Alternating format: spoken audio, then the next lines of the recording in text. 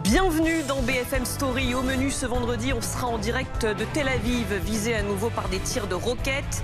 L'armée israélienne, de son côté, a mené une deuxième incursion terrestre à Gaza. Emmanuel Macron appelle à une trêve humanitaire cet après-midi. Vous l'entendrez.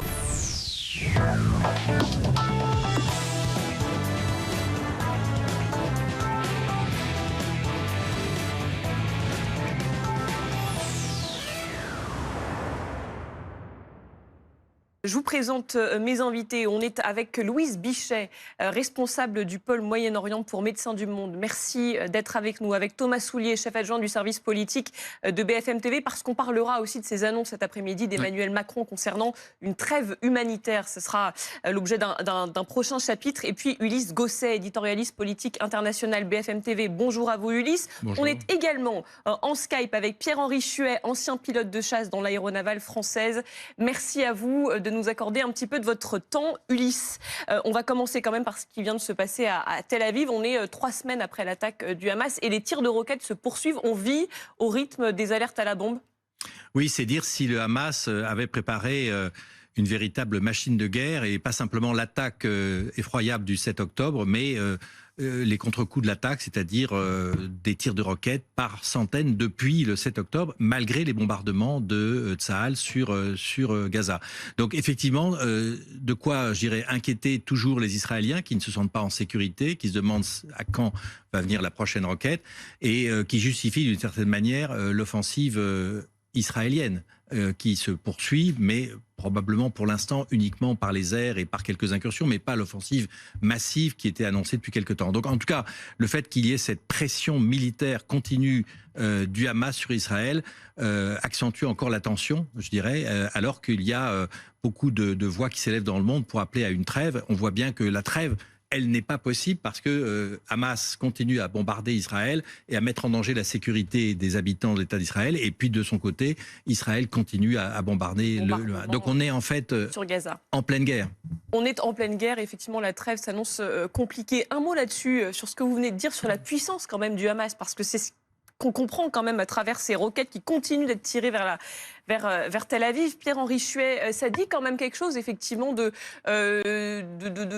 la puissance de la puissance du Hamas finalement qui malgré les bombardements sur Gaza poursuit ses tirs de roquettes. Et le fameux dôme de fer qui était supposé protéger Israël qui finalement n'est pas si infaillible. Alors je pense qu'il n'y a absolument aucun système de défense qui puisse être infaillible. Par contre, ce qu'il faut voir, c'est que initialement, il y a 15 jours, il y a vraiment une attaque saturante contre le dôme de fer. Et là maintenant, on voit bien que le Hamas a beaucoup plus de mal à faire des attaques saturantes. Le fait que certaines roquettes arrivent à passer est maintenant plutôt exceptionnel. Donc ce qu'il faut bien comprendre, c'est que ce système de protection a, comme tout système, un seuil au-dessus duquel il ne va pas réussir à intercepter des roquettes. Et à l'heure actuelle, il semblerait que le Hamas commence à avoir du mal à saturer le dôme de fer. Donc je pense que l'objectif à l'heure actuelle des Israéliens est de réussir à réduire le nombre de points de tir possibles en simultané du Hamas, de manière à se retrouver face à un nombre de roquettes qu'ils arrivent à traiter à 90-95% et en aucun cas se retrouver face à une attaque saturante de roquettes, un peu comme ils ont eu il y a 15 jours, qui dans ce cas-là laisse passer forcément plus de roquettes. Un mot quand même sur ce qu'on a entendu du témoignage de cette habitante de Tel Aviv qui disait on n'a pas d'abri pour se cacher. On pensait que c'était obligatoire en Israël, que chaque bâtiment devait avoir un abri en cas de bombe. Ça fait partie des obligations. Oui, absolument. C'est un peu curieux parce qu'effectivement, chaque kibboutz a ses abris, chaque maison a son abri et chaque immeuble devrait en avoir un. Pourquoi dans ce quartier-là, ça n'a pas le cas, je ne sais pas. Il faudrait le vérifier. Mais c'est très étonnant parce que les Israéliens sont soumis à ce type d'attaque de roquettes depuis des années. Et donc, ce n'est pas, hélas, quelque chose d'inhabituel. Mais en tout cas, même s'il y avait un abri, on comprend l'angoisse de ces habitants qui se disent que au bout de 3 semaines, alors qu'il y a une campagne de bombardement intensif, le Hamas continue à viser Israël et à menacer la vie de ses habitants. Donc c'est très préoccupant d'une certaine manière. Et c'est dire en tout cas, vous parliez de la préparation et des capacités du Hamas. C'est vrai que c'est une véritable machine de guerre. C'est pas simplement des commandos de terroristes qui ont... des commandos, il y avait près de 1500 attaquants le 7 octobre. Mais pas seulement ça, il y a une véritable armée. Ce groupe Hamas disposent de moyens militaires qui lui ont été fournis soit par le Hezbollah, soit par l'Iran, soit les deux, financés en tout cas par l'Iran et par les conseillers militaires iraniens et libanais du Hezbollah, qui ont fait qu'ils ont atteint un degré de sophistication en préparant des centaines de milliers de roquettes qui sont disponibles encore dans les fameux tunnels de Gaza. Et qu'ils ont donc gagné en puissance ces dernières années. C'est effectivement ce qu'on découvre avec cette attaque et ces 3 dernières semaines. Tout ça, évidemment, dans l'attente d'une offensive terrestre, puisqu'on parle beaucoup de cette opération terrestre organisée par Israël dans la bande de Gaza. On apprend qu'il y a eu une deuxième incursion terrestre. Cette nuit, une deuxième incursion terrestre israélienne, la deuxième en 2 jours. L'armée israélienne qui a donc annoncé avoir mené un nouveau raid ciblé contre le Hamas avec des forces au sol, appuyées par des avions de chasse et des drones, dans le centre de la bande de Gaza avant de quitter le territoire. Ça veut vraiment dire que quelque chose se prépare. On est sur... c'est quoi la stratégie selon vous derrière? Est-ce qu'on teste un peu la défense, les moyens de défense du Hamas? Ce qui est certain, c'est que c'est la deuxième incursion et qu'elle est beaucoup plus importante en moyens militaires et surtout avec l'infanterie au sol. Et avec l'aviation. Donc, c'est-à-dire qu'on prend, si vous voulez, le chemin, effectivement, d'une série de tests, d'une série d'opérations aussi destinées à détruire un certain nombre de positions du Hamas avec des armes anti-chars. Donc, il s'agit en fait de nettoyer le terrain, si j'ose dire, et de préparer le champ de bataille. La question qui se pose, c'est est-ce qu'Israël ira plus loin? Parce que pour intervenir à Gaza, dans le nord, il va falloir des incursions comme celle-là, mais multipliées par 10. On sait qu'il y a une nécessité au moins de faire intervenir 120 à 150 000 hommes pour que l'opération soit un succès, malgré les difficultés, les risques évidemment de morts et de blessés. 120 à 150 000 hommes oui. Pour cette opération terrestre qui pourrait être envoyée dans la bande de Gaza. C'est le scénario. La dernière opération, c'était moins de 100 000 hommes et on sait qu'elle a été extrêmement difficile. Elle a fait plusieurs dizaines de morts au sein de l'armée israélienne. Donc on voit que pour qu'elle réussisse, il faut des moyens très importants puisque, comme vous le disiez, le Hamas a considérablement augmenté sa puissance de feu. Et évidemment, le Hamas, en attaquant le 7 octobre Israël, avait déjà prévu la riposte. Et donc, il se prépare à une invasion terrestre. Et se préparer, ça veut dire des moyens de mines, anti-chars, et peut-être donc des combats maison par maison pour ce qu'il en reste en tout cas. Donc il est absolument impératif pour Israël à la fois de vérifier quelle est la riposte du Hamas lorsqu'il y a une telle incursion. Ça permet de voir les réactions et éventuellement d'adapter la stratégie. Mais il faut aussi élargir avec ces bulldozers. Vous avez vu ces bulldozers, ces énormes bulldozers blindés, créer des voies de passage pour qu'éventuellement il y ait une intervention qui se produise. Mais pour l'instant, ce ne sont encore une fois que des incursions. C'est une manière aussi de faire peser un stress sur les combattants du Hamas en multipliant mettre la pression. Voilà, de fausses incursions, en tout cas des incursions limitées. Ça permet de créer un climat d'attente et de tension qui évidemment n'est pas facile à gérer pour le Hamas, même s'il est préparé à ce type d'intervention. Donc on verra dans les jours qui viennent si ça annonce en fait cette grande intervention qui doit arriver, nous dit-on, dans les jours qui viennent. Mais il faudra pour cela 2 choses. Un, que le dispositif américain militaire, qui est déjà absolument considérable, puisqu'il y a plus de 15 000 soldats américains qui sont maintenant dans la région à bord d'une quinzaine de bâtiments de guerre, 2 porte-avions, des destroyers, des sous-marins également. Donc 15 000 Américains qui sont sur place et une sorte de bulle sécuritaire qui est installée avec des moyens électroniques et des moyens éventuellement militaires très, très, très forts, très pointus à bord des porte-avions. Mais ces 15 000 Américains, ils viennent en soutien de l'armée israélienne Ils n'interviennent pas au sol, mais s'il y avait un embrasement dans la région et si la Syrie ou le Hezbollah au Liban intervenaient dans le conflit, on ne peut pas exclure qu'il y ait des opérations américaines. Donc pour l'instant, la situation est contenue, mais personne ne peut exclure. C'est pour ça qu'il faut absolument que les Américains soient convaincus qu'ils ont tous les moyens pour faire face à un embrasement de la situation, au cas où l'intervention terrestre massive qui a été annoncée à plusieurs reprises par le Premier ministre soit déclenchée. Et alors là, on verra quelles seraient les réactions, non seulement... entraînerait potentiellement un embrasement en Syrie, en Iran. Les Iraniens ont clairement dit que si il y avait une telle incursion, enfin pas incursion, opération terrestre, elle ne resterait pas sans réaction de la part de l'Iran. Donc c'est une menace à peine voilée. Pierre-Henri Chuet, c'est donc la preuve qu'Israël a bien un plan ces 2 incursions en 24 heures.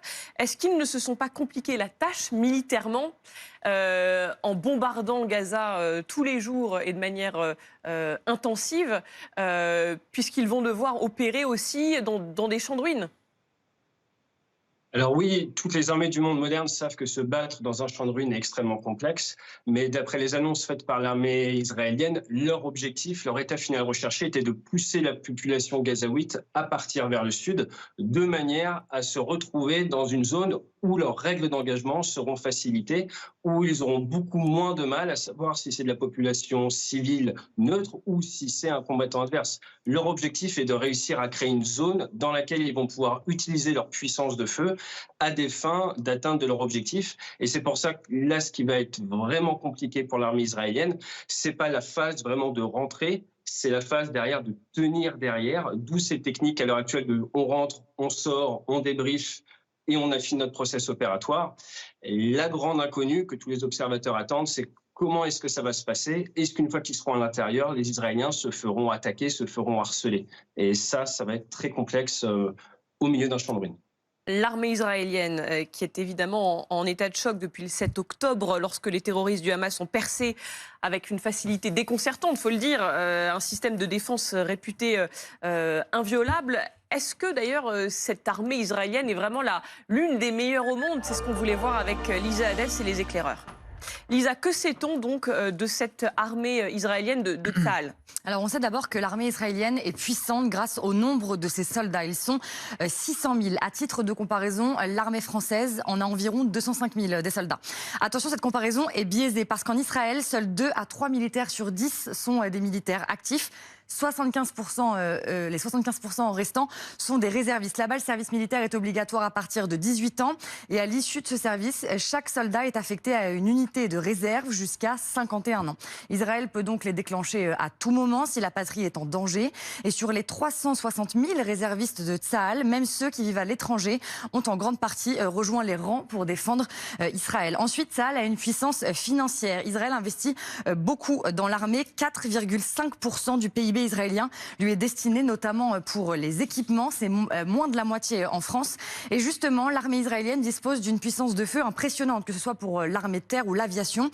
L'innovation est aussi au cœur de cette armée. Tsahal dispose de nouvelles technologies comme des lunettes de réalité augmentée, un fusil d'assaut informatisé ou encore des micro-drones. Cette liste n'est évidemment pas exhaustive. Sur le papier, Tsahal a l'air surpuissante, mais en pratique, c'est un peu différent. Quand les réservistes sont mobilisés, il faut qu'ils soient équipés. Certains d'entre eux n'ont pas les mêmes équipements que les soldats actifs. C'est moins sophistiqué, moins bien huilé et ils peuvent être confrontés à des pénuries. En plus, ces réservistes, même s'ils ont suivi un entraînement, sont moins bien préparés aux conflits de grande intensité. En somme, la plus grosse partie de l'armée israélienne n'est pas correctement préparée pour une offensive terrestre sur la bande de Gaza, par exemple, contrairement au Hamas qui a une culture régulière de combat.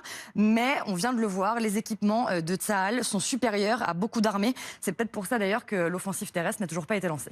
Merci beaucoup, Lisa Adef. Il y a aussi d'ailleurs peut-être une autre faiblesse de Tsahal, c'est ce sentiment de toute puissance, de surpuissance, qui peut finalement être une faiblesse. C'est l'une des explications de la déroute du 7 octobre, dans la mesure où effectivement les Israéliens étaient persuadés que cette barrière électronique qui avait été construite avec des moyens de contrôle de passage était extrêmement efficace. Cela n'a pas été le cas, mais ce n'a pas été la seule raison. Ça a été aussi le fait qu'on était à la fin d'une fête religieuse, que beaucoup de soldats étaient en permission, qu'une bonne partie des unités qui d'habitude étaient sur cette frontière de Gaza ont été redéployées en Cisjordanie à la demande du gouvernement. Donc il y a eu l'effet de surprise, le fait aussi que les terroristes du Hamas aient utilisé des drones pour neutraliser les tours de contrôle installées le long de la frontière. On a vu ces images absolument incroyables où des drones faisaient exploser donc les yeux de cette barrière électronique, rendant évidemment aveugle la défense israélienne. Donc il y aura une commission d'enquête. Hein, le chef du gouvernement israélien l'a dit et lui-même a reconnu qu'il avait commis des erreurs et qu'il serait responsable de ce qu'il a fait. Mais l'enquête viendra après la guerre.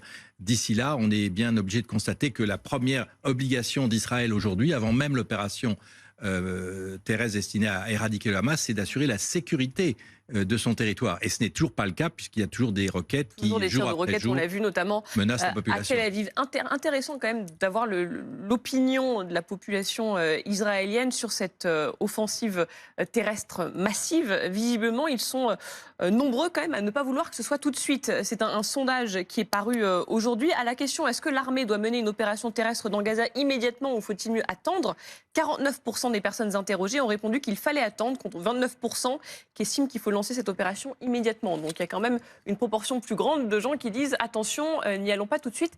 Peut-être que c'est à cause des otages qui sont encore évidemment aux mains du Hamas. Ils sont plus de 220 dans la bande de Gaza. Écoutez ce témoignage du fils d'un otage. Lui, il le dit, à partir du moment où l'armée décidera de lancer cette opération terrestre, ça sera terminé pour les otages. Ils auront très peu de chances de survie. On écoute son témoignage. Je pense que l'invasion terrestre réduira nos chances de revoir les otages. Pour ma part, je pense qu'à la minute où les chars arriveront, je ne sais pas si mon père sera toujours en vie. Je ne sais pas s'il survivra. Je ne sais pas si je le reverrai. Parce qu'à la minute où ils commenceront l'invasion terrestre, ce sera pour moi la preuve qu'il est plus important pour Israël de se livrer à une vengeance, à une destruction, que d'essayer de résoudre le problème qu'ils ont eux-mêmes créé au départ. Ils doivent l'admettre eux-mêmes. Nous avons perdu le premier acte. D'accord, le Hamas nous a pris par surprise. C'est très bien. Mais nous avons négligé les gens dont nous étions censés nous occuper. Nous sommes les FDI, les forces de défense israéliennes.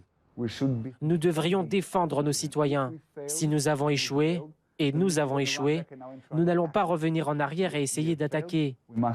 Nous devons faire tout ce qui est en notre pouvoir pour ces civils.